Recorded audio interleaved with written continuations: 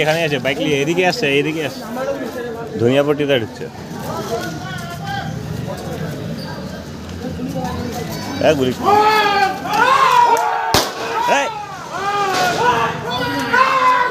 ডাকাতি কতটা আপনারা 7টার সময় আজকে যে এই দুর্ঘটনাটা ঘটলো এরকম চাচল বাজারে কোনোদিন হয় না, কিন্তু এই সমস্যায় আমরা চরম দুঃখিত। মানে ভয়ঙ্কর, মানে কজনের ডাকাত দল এসেছিল? 5 জন ছিল, ওরা 2টা মোটরসাইকেল ছিল আর ওরা টোটাল 5 জন ছিল। ওদের হাতে কি ছিল? ওদের পিস্তল ছিল। গুলি চালিয়েছে? একটা ফায়ার দিয়েছে। হ্যাঁ, তাতে ওরা মানে লোকজন সব ভেগে গেছে, ওরা নিজের মতন কাজ করে বেরিয়ে গেছে। কটা নাগাদ ডাকাতিটা হয়েছে? এটা 7টা নাগাদ। কোন দোকানে? এটা ঢাকা জুয়েলার্স। এই যে ঘটনা কত চরম হয় কেন? আজকে ওর দোকান আছে, কালকে আমারও দোকান হতে পারে, কালকে আরো কারো হতে পারে। হ্যাঁ, আমিও একটা ব্যবসায়ী। অনুষ্ঠানের মধ্যে এই দুর্নীতিটা হবে কেন? প্রশাসন এতদিন কোথায় ছিল? মানে ওকে ফোন করার মধ্যে ওকে 2 মিনিটের মধ্যে আসা উচিত, কিন্তু এতক্ষণে আসেনি। আপনার নাম? আমার নাম উত্তম। উত্তম সাহা।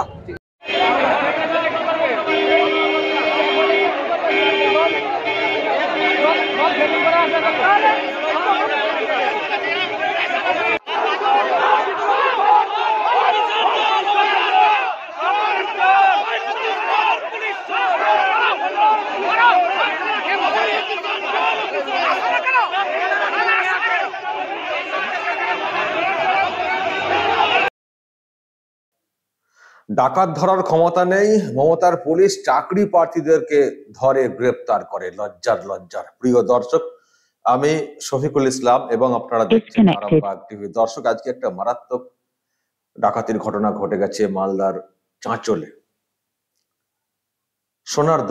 সোনার দোকানে ডাকাতরা ঢুকে ভয় দেখিয়ে সব মালপত্র নিয়ে চলে গেছে, অথচ পাশেই থানা। পুলিশ টের পায়নি, বা পুলিশকে নাকি খবর দেওয়া হয়েছিল, পুলিশ আসেনি। তারপর যখন পুলিশ আসে, মানে ডাকাত চলে যাওয়ার পরে পুলিশ আসে, যখন পুলিশ আসে এলাকার মানুষজন, ব্যবসায়ীরা তারা ক্ষিপ্ত হয়ে পড়েন, তারা পুলিশকে কার্যত তাড়া করেছেন। পুলিশ গাড়ি নিয়ে আপনারা দেখলেন তাড়া খেয়ে গেছে পুলিশ। এলাকার মানুষের যেটা বক্তব্য, কি করে হয় সন্ধ্যা 7টাতে এরকম একটা জায়গা, প্রচুর লোকজন, সেখানে ডাকাত দল এসে 5 মিনিটে সব একেবারে সাবার করে দিয়ে চলে গেল। পুলিশ পাশে থেকেও নেই। যখন ডাকাত চলে গেছে তখন পুলিশ আসছে গাড়ি নিয়ে, মানে 4 চাকা নিয়ে আসছে পুলিশ। এলাকার মানুষ একেবারে তাদেরকে তাড়া করে। দেখলেন দর্শক, পুলিশ কিভাবে তাড়া করছে, মানে পুলিশকে কিভাবে তাড়া করছেন এলাকার মানুষজন। তারা তো করবেনই, তো কি করতে এসছেন? এখন ডাকাত চলে গেছে, কি করতে এসছেন? পাশে থানা, এরকম একটা ঘটনা ঘটছে, ডাকাত সব লুটপাট করে নিয়ে বন্দুকে উঁচিয়ে গুলি করতে করে, মানে ফায়ারিং করতে করতে চলে গেল। এখন কি করতে এসছেন? কোথায় নিরাপত্তা? কি করছেন? ব্যবসায়ীরা, এলাকার মানুষজন খুব ক্ষুব্ধ হয়ে পড়েন। এইভাবে তারা করেন, মানুষের যে আশঙ্কার কথা সেটা তারা প্রকাশ করেন। মানে ডাকাতি যখন হয়, চুরি যখন হয়, তখন পুলিশ ডাকাত ধরতে পারে না, চোর ধরতে পারে না। আর মমতার পুলিশ কি ধরতে পারে? চাকরি প্রার্থীদেরকে ধরতে পারে। দর্শক নিশ্চয়ই দেখেছেন আপনারা, আজকে তো ডাকাতির ঘটনা ঘটলো, এবং আমি যেটা শুরুতে দেখালাম, এই যে পুরো সব ফাঁকা করে দিয়েছে, এই যে সোনার দোকান সব ফাঁকা, পুরো সব নিয়ে চলে গেছে। মানে ভয় দেখিয়ে সমস্ত কিছু একেবারে দোকান থেকে বের করে মানে এবার দেখুন, ডাকাতরা যখন যাচ্ছে, সব এলাকায় দোকান পাট খোলা, লোকজন, ডাকাতরা সেখান থেকে ডাকাতি করে তারা দেদার ওখান থেকে বেরিয়ে যাচ্ছে ফায়ারিং করতে করতে। ডাকাতকে ধরা যায়নি, ওরকম একটা জমজমাট একটা এলাকা, সেখান থেকে ডাকাতি করে ডাকাতরা চলে গেল, ধরা যায়নি। তারপর পুলিশ আসছে। আর মমতার পুলিশ কি করে দর্শক, সে তো আপনারা দেখেছেন। আমি আজকে আরো একবার ভিডিও ফুটেজগুলো দেখাবো, এই জন্যই দেখাবো যে দেখুন মমতা পুলিশের কি হাল। ডাকাত ধরতে পারে না, চোর ধরতে পারে না, তারা কি ধরে?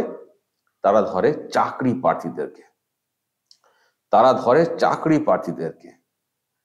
দর্শক মনে আছে নিশ্চয়ই, এই যে দেখুন আমি দেখাই, এখানে কালীঘাটের ওইদিকে চাকরি প্রার্থীরা আপার প্রাইমারি তারা বিক্ষোভ দেখাতে যাচ্ছিলেন ন্যায্য তাদের দাবিকে সামনে রেখে। তো সেটা করতে গেছিলেন বলে তাদেরকে কি করা হয়েছিল, এইভাবে চ্যাংদোলা করে সব মানে ধরে টরে তাদেরকে একেবারে এইভাবে গাড়িতে তুলে গাড়ি করে বন্দি করে থানাতে নিয়ে চলে গিয়েছিল। পুলিশ সবার নামে নন বেলেবল সেকশনে মামলা দিয়ে দিয়েছিল। তার মধ্যে 55 জন, মানে 59-এর মধ্যে 55 জন ছিলেন মহিলা, তাদেরকেও নন বেলেবল সেকশন। 4 জন পুরুষ ছিলেন, তাদেরকে সেদিনে জামিন দেওয়া হয়নি, আজকে জামিন দেওয়া হয়েছে। আমি সেটাও তো আপনাদেরকে দেখিয়েছি, যখন আজকে তাদেরকে গাড়ি থেকে নামানো হচ্ছিল, মানে চোখের যে জল, আমি দর্শক সেটা তো দেখেছি। আপনাদেরকে এখন এই ভিডিওতে আরো একবার দেখাই, শুধু দেখুন। ডাকাতির ঘটনা তো আজকে দেখছেন, ডাকাত ধরতে পারে না, চাকরি প্রার্থীদেরকে চাংদোলা করে ধরে নিয়ে যায়, যারা আর কি অবস্থান করে বিক্ষোভ দেখাতে যান ন্যায্য পাওনার দাবিতে, ধরে নিয়ে আদালতে তোলা হয়। এইরকম করা হয়, নন বেলেবল সেকশন দেওয়া হয়। কিন্তু পুলিশের যেটা কাজ, ডাকাত ধরা, যারা অবৈধ কাজকর্ম করে তাদের, এই যে দেখছেন দর্শক, এনারা হচ্ছে চাকরি প্রার্থী। এনাদেরকে প্রিজন, মানে আজকে তো কাঁদতে কাঁদতে দেখুন শেষের যে ব্যক্তি কাঁদতে কাঁদতে নামছেন গাড়ি থেকে, এবং আমি শুনছিলাম যে উৎকণ্ঠায় কেটেছে এই কটা দিন। তো চাকরি প্রার্থীদেরকে ধরে মমতার পুলিশ, আর ডাকাতরা ডাকাতি করে চম্পট দেয়। পুলিশ এলাকায় পৌঁছায় না, পুলিশ ধরতে পারে না। কিন্তু চাকরি প্রার্থীরা যদি কালীঘাট চত্বরে যান, সঙ্গে সঙ্গে পুলিশ একেবারে সেখানে গিয়ে হাজির, একেবারে সঙ্গে সঙ্গে ধরে নিয়ে সেন্ট্রাল লকআপে। এই হচ্ছে মমতা পুলিশের চরিত্র দর্শক। সাংঘাতিক। এলাকার মানুষের যে ক্ষোভ, এই যে ডাকাতরা যখন পালাচ্ছে, চোখের সামনে দিয়ে এত কিছু ঘটনা ঘটে যাচ্ছে, এলাকার মানুষ যে ক্ষোভটা আজকে দেখিয়েছেন চাঁচলে, এই ক্ষোভ কিন্তু রাজ্য জুড়ে হবে। শুধু ডাকাতি কেস নয়, ডাকাতরা যেমন এরকম প্রকাশ্যে ডাকাতি করছে, আর অনেক ডাকাত প্রকাশ্যে শাসক দলের ছত্রছায়াতে আছে বলে তাদের বিরুদ্ধে কিছু করছে না পুলিশ, কিন্তু মানুষ বুঝতে পারেন যে তারাও কতটা কি ডাকাত। সুতরাং এই যেমন সোনার দোকানে ডাকাতি হয়েছে, তেমনি আরো জায়গায় ডাকাতি যেগুলো হচ্ছে, সেই ডাকাতদেরকে কেন ধরা হচ্ছে না, তারও দাবিতে একদিন বাংলার মানুষ গর্জে উঠবে, যেমনটা আজকে হয়েছে। তবে দেখবেন এই যে এই মানুষটি কথা বলেছেন, বা ওই যে পুলিশ গাড়িকে তাড়া করা হয়েছে, তো দেখবেন আবার এনাদের নামে আবার না কেস দিয়ে দেওয়া হয়, যে কেন পুলিশের কাজে বাধা দেওয়া হয়েছে, কেন পুলিশের গাড়িতে ধাক্কা মারা হয়েছে, কেন এইরকম কথা বলা হয়েছে। দেখবেন হয়তো পুলিশের কাজে বাধা বলে আবার না ধরে নিয়ে, এদেরকে ডাকাতকে না ধরে আবার এদেরকে ধরে নিয়ে না আবার নন বেলেবল সেকশনে মামলা ঠুকে দেওয়া। এই তো হচ্ছে রাজ্যে, এই তো হচ্ছে। আসল কাজ করার মুরদ নেই, চোর ডাকাত ধরার মুরদ নেই। নিরীহ মানুষদেরকে ধরে, প্রতিবাদীদেরকে ধরে শুধু মিথ্যা কেস দিয়ে তাদেরকে বন্দি করে রাখার চেষ্টা হয়, মুখগুলোকে বন্ধ রাখার চেষ্টা হয়। এই তো মমতা পুলিশের হাল। ছি, আজকে যে ঘটনা দর্শক ঘটেছে, আজকে উঠছিলাম ঘটনার যা বিবরণ শুনছিলাম, বলুন তো দর্শক, এরপরে আমাদের বাংলাতে কি করে ব্যবসা বাণিজ্য মানুষজন করবেন, বিশেষ করে এইসব দামি জিনিসপত্র যেখানে থাকে, সোনা দানা, জুয়েলারি বিশেষ করে, কি করে বলুন তো মানুষজন এখানে ব্যবসা করবেন? এই তো একটা ঘটনা নয়, লাগাতার তো ঘটনা ঘটছে। সেনকো গোল্ড অত বড় একটা ব্র্যান্ড কোম্পানি, অত তার হাই সিকিউরিটি, সেখানেও সিনেমা মানে ফিল্মি কায়দায় ডাকাতি হয়ে গেল। আরো সব মানে আরো তো শুনছেন তো আপনারা, সপ্তাহে মোটামুটি একটা ধরে একটা লেগেই রয়েছে এইসব ডাকাতি চুরি।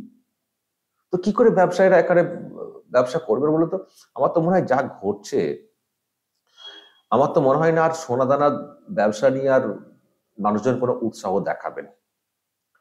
গুজরাটে মানে ডায়মন্ড বুর্জ তৈরি হয়ে গেল, ডায়মন্ড সিটি, গুজরাটের সুরাট, ডায়মন্ড বুর্জ তৈরি হয়ে গেল, একটা আলাদা ইন্টারন্যাশনাল এয়ারপোর্ট মানে টার্মিনাল তৈরি হয়ে গেল। মানে কত 150টা দেশের প্রতিনিধি ওখানে এসে অংশ নিলেন উদ্বোধনে, কত কি হয়ে গেল। আর দেখুন দর্শক, আমাদের বাংলাতে কি চলছে, সামান্য ছোট ছোট ব্যবসা, মানে মানে জুয়েলারি ব্যবসা, সেটাই এখানে করতে পারছেন না। আর ডায়মন্ড বিজনেস, ইন্টারন্যাশনাল বিজনেস তো দূরের কথা, সেটাই হচ্ছে না, সেটাই হচ্ছে না। সুতরাং এই যে বিষয়গুলো দর্শক আমরা বাংলার বুকে দেখছি, এই যে নিরাপত্তার নিয়ে যে প্রশ্ন উঠছে, বলুন তো এখানে কি করে মানুষজন এবার ব্যবসা বাণিজ্য করবেন, কি করে করবেন? মানে যা বুঝতে পারছি দর্শক, বাড়ির লোকেরা তো ভয় পাচ্ছেন। মানে বাড়ির ছেলেটা যদি পুরো সোনার দোকানে গিয়ে দোকানদারি করেন, এবার তো বাড়ির লোকেরা তো ভয় পাবেন যে ছেলেটা যে দোকানটা খুলতে গেছে বা গেছেন, বাবা গেছেন, বাড়ি ফিরবেন তো নাকি নাকি দোকানে গুলি খেতে হবে। কারণ দোকানে যে মালপত্র রয়েছে সেগুলোকে সহজে তো কেউ দিতে চান না, হয়তো বাধা দেওয়ার চেষ্টা হবে, বেশি বাধা দিতে গেলে গুলি। এখানে তো বাধা দিতে পারেননি বেশি, ভয়ে তো তারা দিয়ে দিয়েছেন, কিন্তু বাধা দিতে গেলে গুলি। এই নিয়ে ব্যবসা করা যায়? সোনার দোকানে ব্যবসা মানে দোকান দেওয়া মানে তো জীবন নিয়ে টানাটানি, যে আজকে আছে জীবন কালকে নাও থাকতে পারে। আমি আজকে বাজারে যাচ্ছি, বাজার থেকে মানে দোকানে যাচ্ছি, দোকান খুলে বন্ধ করে নাও বাড়িতে ফিরতে পারি, বাড়ির লোকেরা সে আশঙ্কা করবেন। তার মানে তো এইসব দোকানপাট তো ছেড়ে দিতে হবে, এইসব ব্যবসা তার কেউ করবেন না, আর বাড়ির লোকেরা করতে দেবেন না। আগে তো যান প্রাণ, তারপরে তো অন্য কিছুই। কি হচ্ছে তাহলে? একটা ব্যবসা যদি এই সেক্টর এরকম বন্ধ হয়, তখন আবার অন্য সেক্টর, যখন এখানে দোকানদানি হবে না সোনা দানার, তখন আবার ডাকাতরা অন্য সেক্টরকে টার্গেট করবে, সেগুলোও বন্ধ হয়ে যাবে। যদি এরকম বন্ধ হয়, যদি নিরাপত্তার এরকম অবস্থা হয়, তাহলে এখানে কোন মানুষ বিনিয়োগ করবেন, কি করে ব্যবসা বাণিজ্য হবে, কি হবে দর্শক? আমার তো মনে হয় এখানে একটা ব্যবসায় হয়তো নিরাপদে হবে, চপ শিল্প। কারণ চপ বেশি মানুষ খেতে পারবেন না, যে ছিঁড়ে নিয়ে চলে যাবেন, চপ একটা দুটো খাবেন, চারটে পাঁচটা খাবেন। একমাত্র চপ শিল্পের বাইরে আমার তো মনে হয় না কোনো শিল্পের কোনো নিরাপত্তা বলে কিছু আছে। আমি তো কদিন আগে এতে গেছিলাম, রাজস্থানের জয়পুরে। আমি তো আপনাদেরকে দেখিয়েছি, সেই ভিডিও যারা দেখেনি একবার দেখে নেবে। ওপেন সোনার দোকান, জুয়েলারি ওপেন, কোনো গ্রিল নেই, কোনো ওই লোহার বড় বড় রড দিয়ে জেলখানার মতো পরিস্থিতি নেই সেখানে, কোনো এমনকি পুরো ওপেন, পুরো ওপেন, মানে মুদিখানা দোকান মতো ওপেন। এবং মানুষজন বলছেন ওখানকার ব্যবসায়ীরা যে আমাদের কি দরকার হলে পাশের দোকানে, আমরা দোকান খুলেই পাশের দোকানে চলে যাই। আমি তো অবাক হয়েছিলাম দেখি যে কি মানে যেভাবে ওখানে এত ওপেনলি এইভাবে সোনার দোকান চলছে, আর আমাদের বাংলাতে আমরা কি দেখি, যেন সোনার দোকানদার সব জেলখানার ভিতরে বসে রয়েছেন, এমন সব লোহার সব রড টড দিয়ে ঘেরা। তারপরও ডাকাতি হয়ে যাচ্ছে, তারপরও ডাকাতি হয়ে যাচ্ছে। আর কালীঘাটে পুলিশ মন্ত্রী নাকে সর্ষের তেল দিয়ে ঘুমোচ্ছেন। এটা কি রাজ্যের কি হাল? চাকরি বাকরি নেই, কিচ্ছু নেই, আলাদা ইনভেস্টমেন্ট আসে না, কারখানা হচ্ছে না, টুকটাক দোকানদারি করছেন এইসব জুয়েলারি, সেখানেও এইরকম ঘটনা করছে, লাগাতার ঘটনা করছে। এটাকে আটকানো যাচ্ছে না, লাগাতার ঘটনা ঘটে যাচ্ছে। এর থেকে লজ্জার, এর থেকে নিরাপত্তার অভাবের আর কি হতে পারে দর্শক? এই বাংলায় তো আর কিছু নেই, নিরাপত্তা বলে কিছু নেই। শুধু বলছেন আমাদের এই বাংলা, আমাদের শহর সব থেকে সেফেস্ট, নিরাপদ, এই তো হাল। তারা ডেটা দেবেন না এনসিআরবি কে, ডেটা লোকবেন, লুকিয়ে দেখাবেন আমরা কত ভালো আছি, বিরাট নিরাপদ জায়গা। এই তো রাজস্থানের জয়পুরে কি দেখে এসছি, আর এই তো বাংলাতে কি দেখছি, একের পর এক ঘটনা ঘটেই চলেছে, ঘটেই চলেছে। দর্শক, খুবই লজ্জার এই পুলিশকে আপনারা কি বলবেন? এরা ডাকাত ধরতে পারে না, এরা শুধু নিরীহ ছেলে মেয়েদেরকে ধরার চেষ্টা করে, চাকরি প্রার্থীদেরকে ধরার চেষ্টা করে। এর থেকে লজ্জার আর কিছু হতে পারে না। পুলিশ মন্ত্রীর ইমিডিয়েটলি পদত্যাগ করা উচিত, কিন্তু উনি তো পদত্যাগ করবেন না।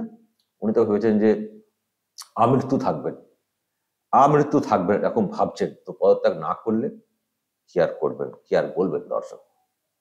ওই 14 তলা থেকে যে কবে টানতে টানতে নামানো হবে না জানি না, কিন্তু মানুষের ক্ষোভ যা তৈরি হচ্ছে রাজ্যের বিভিন্ন প্রান্তে শাসকের প্রতি, পুলিশের প্রতি।